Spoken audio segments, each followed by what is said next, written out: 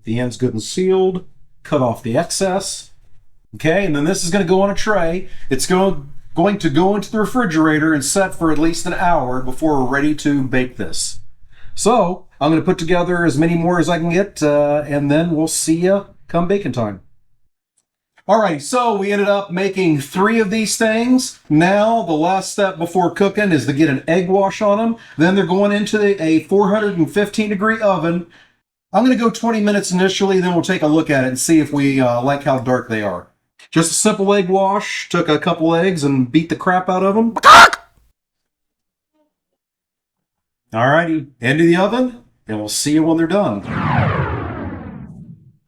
Alrighty, our mini beef Wellington looked pretty damn good after 20 minutes, so I'm going to call it. So we'll get a piece sliced here for our expert taste tester. It's a good sign, went through pretty smooth. Get that on a plate for Evelyn, the expert taste tester.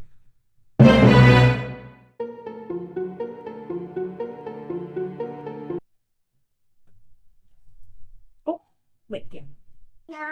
So as she's getting herself a bite, hey, if you're liking what you're seeing, please hit the like button, hit the subscribe button, never miss an episode. Leave us a comment.